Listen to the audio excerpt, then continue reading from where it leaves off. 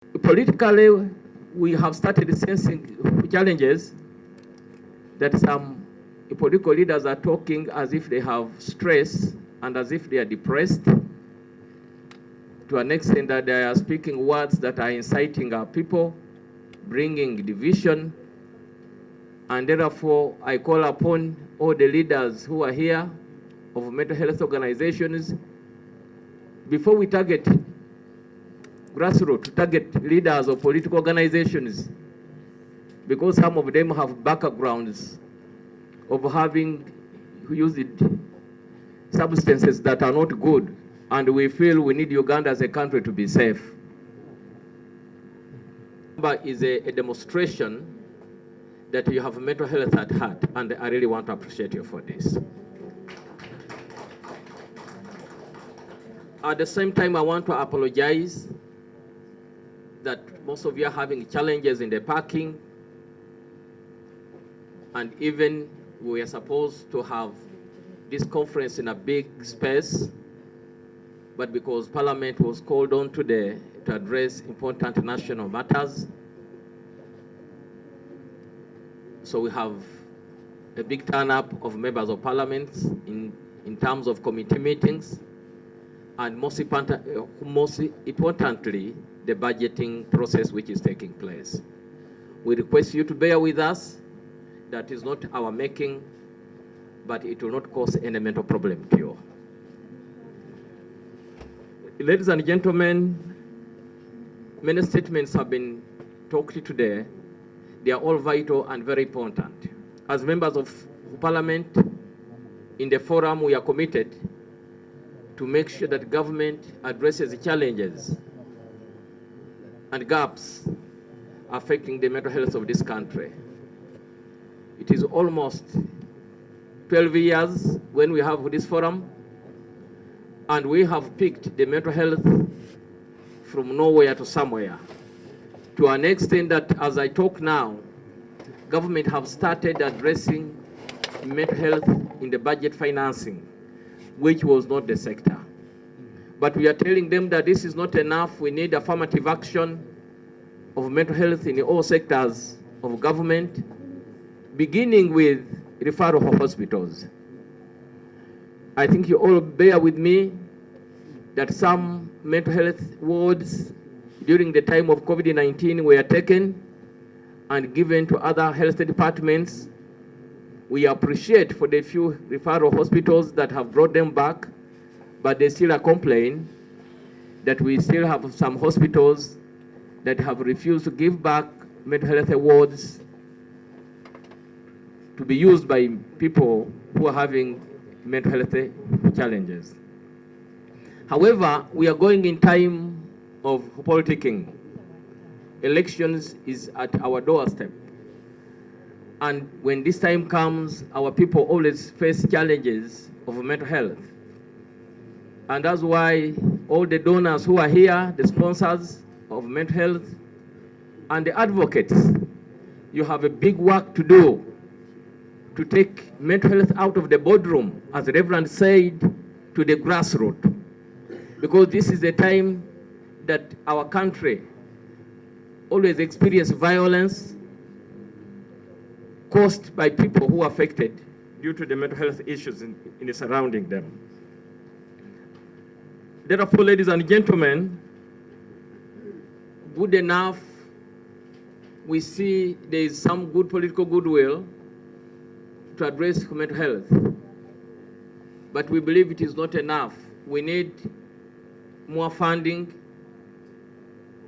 we need more support, and with the withdrawal of USAID support, it has caused a very big problem to the organizations, and that's why I call upon other countries that we should not take a saying that when America sneezes, other countries cough.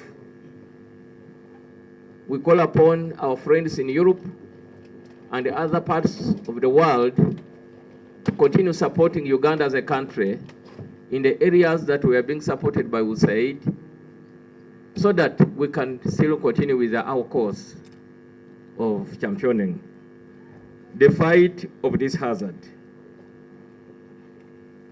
Politically, we have started sensing challenges that some political leaders are talking as if they have stress and as if they are depressed, to an extent that they are speaking words that are inciting our people, bringing division.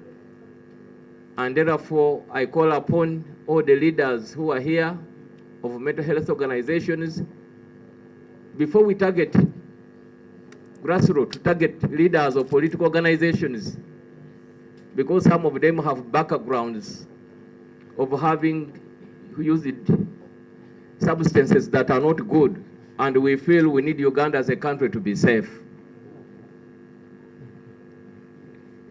Ladies and gentlemen, I will leave that at that. But as Reverend addressed, mental health at workplace should be given attention. Workplace should be given attention because we still have cases of suicide at workplaces. We still have cases of suicide even in our homes. And now schools are opening next week. I know it will be one of the headlines when we have these cases of suicide from our students and pupils. Many times I've called upon government to make sure that it employs counselors in high schools and universities, but this matter has not been addressed. I want, again, to use the same juncture to call upon government that we need counselors in schools in Uganda. Because what was history has now come to the reality that young children are committing suicide. And at the same time, this has not ended only in schools and our homes, but even in the communities. There are many cases of suicide. The last recent was because of somebody who failed to pay a loan to a microfinance. Microfinance institutions are almost in every corner of Uganda now. They are hawking them. And they are targeting people who are middle income earners, even lower income earners. This has caused a lot of big problem, and we need government to come up with the law. The president talked about it, but we need this law in the parliament to make sure that we regulate the microfinance institutions so that they stop selling people's properties and they commit suicide. This is a very big problem. Least but not last, as the theme of this year, as Parliament, we are committed to work together with the sponsors, with the civil society organizations, with friends of mental health, to make sure that the doors of Parliament are open in this mental health awareness camp that is taking place, which is the third one since we started. The doors are open to the public. The public are seriously invited to come and have free counseling and other services to make sure that they feel a touch. I'll end up by thanking our sponsors and allow me to mention for their names because these have played a very big part to make this third mental health awareness camp a success.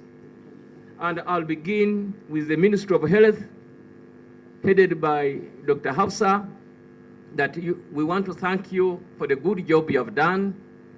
I will thank JZ. Thank you so much for standing with us. I will strongly thank UNICEF for the good support you have given us. I will thank the Strong Minds Uganda. Thank you for the good job you have done. The other day I was crossing Bali and I saw your office. We speak English, we speak local languages, we speak Luganda, we travel wherever the plane, going to international conferences. What is not happening? What is not happening? The ancient community somebody with the mental health challenges and maybe they're getting disorganized, maybe somebody is taking off their clothes, the community would come through integration and dress them up. Not so? You get? We could not see people challenged with in their mental health walking naked on the streets. What is failing in our generation of people that have gone to school, people that have a lot of processes, therapies? What is wrong? What is wrong? We were raised by local parents who were poor in the village, and we didn't touch alcohol. How come that our own children, us who speak English, what is not happening? So we need to think about localization in our campaign. We need to think about integration in our campaign, and we need to think about giving mental health a local touch. No one is an expert. All of us are experts. For us, the officers, we are not the only experts. Even the local people have approaches. So I believe by the end of this week, we shall go with what we call an ethnographic approach towards mental health. Ethnographic approach towards mental health. Okay, you make a mistake and invite me in one of your workshops or conferences. Tell me to speak things that the public has not. I have said, no, please, I'm not available. Because I've realized it's high time we apply the ethnography in whatever that we do. Rehabilitation centers applying ethnography. Why is it that our survivors are relapsing? How come the parents just bring children and dump them to us and vanish? Ethnography. We are studying the communities in their raw, primitive, and normal form. Then develop approaches from a community-based approach, from the community-based eye, not from what we think. Those are some of the advocacy points in this week. Then the other issue, success stories. The good thing we have the media. The media shall make a lot of research and run stories on mental health issues. But most of the mental health issues that are coming out, some of them are actually negative stories. We have success stories. We have success recovery stories. We have successful issues that were supposed to end up into suicide, but they did not. We have successful management stories. We have young people that are actually abstaining from alcohol and drug use despite being in very vulnerable situations. So we need these stories. We need these stories out. People should know that it is possible to manage. You get? We need these. Then the other issue is caring for the carer. By the end of this week, we need to develop strategy. I'm glad that the entire room is full of professionals and big people. How do we care for the carer? Caring for the carer. Self-care for the carer. Banange, working in this field, it is traumatizing itself.